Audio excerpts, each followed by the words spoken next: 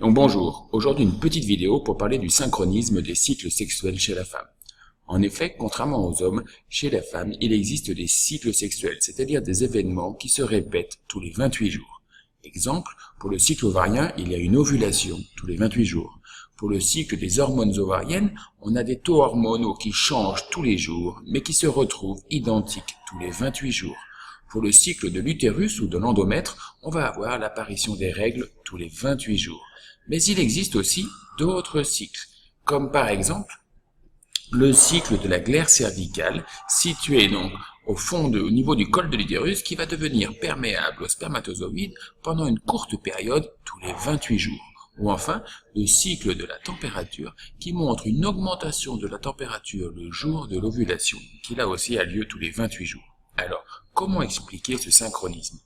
Pour cela, on peut réaliser quelques petites expériences avec des souris. Donc, si je prends une souris à qui j'enlève les ovaires, on s'aperçoit qu'il va y avoir arrêt des cycles utérins et atrophie de l'utérus. Par contre, si j'enlève l'utérus à une autre souris, je m'aperçois que le cycle ovarien reste, lui, complètement normal. On peut donc en conclure que c'est le cycle ovarien qui va contrôler le cycle de l'utérus. Pour mieux comprendre comment fonctionne le contrôle ovarien sur les différents cycles sexuels, je vais réaliser une autre série d'expériences. Je vais enlever les ovaires d'une souris, je vais donc perdre le cycle utérin, puis je vais greffer ces ovaires sous la peau de la souris. En greffant ces ovaires dans un endroit exogène, on va s'apercevoir que la souris récupère son cycle utérin. On peut donc en conclure que les ovaires contrôlent le cycle utérin grâce à des molécules qui circulent dans le sang qu'on va appeler des hormones.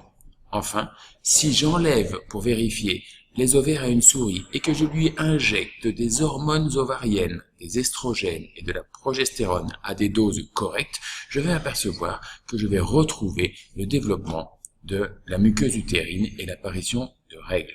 On a bien donc démontré que les ovaires contrôlent le cycle utérin grâce à l'intervention d'hormones sexuelles. Alors maintenant, regardons l'évolution des hormones sexuelles pour comprendre comment les taux d'hormones vont réguler les différents cycles sexuels de la femme.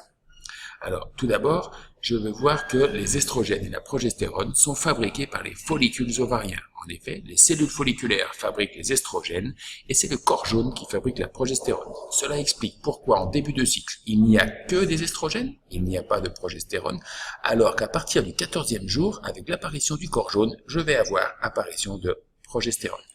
Alors, en début de cycle ovarien, la croissance des follicules fait que le nombre de cellules folliculaires est de plus en plus important, ce qui fait que le taux d'estrogène augmente lentement. Ce taux d'estrogène qui augmente va stimuler la croissance de l'endomètre qui, après les règles, va devenir beaucoup plus épais pour obtenir son épaisseur pratiquement maximale au bout de 2 semaines.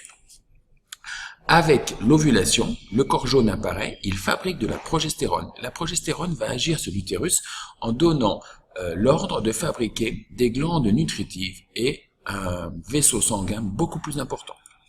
Puis, en fin de cycle, s'il n'y a pas de fécondation, le corps jaune va diminuer, régresser et on va avoir disparition des hormones sexuelles dans le sang, ce qui va faire que l'endomètre ne pourra plus se soutenir et sera responsable de l'apparition des règles.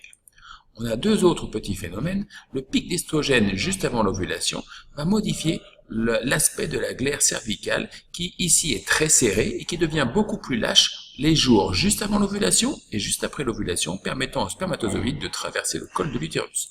Et enfin, l'apparition de progestérone le 14e jour du cycle va faire augmenter la température corporelle chez la femme. On peut donc en conclure que le cycle menstruel chez la femme dure 28 jours, avec les 4 ou 5 premiers jours du cycle, ici, les règles.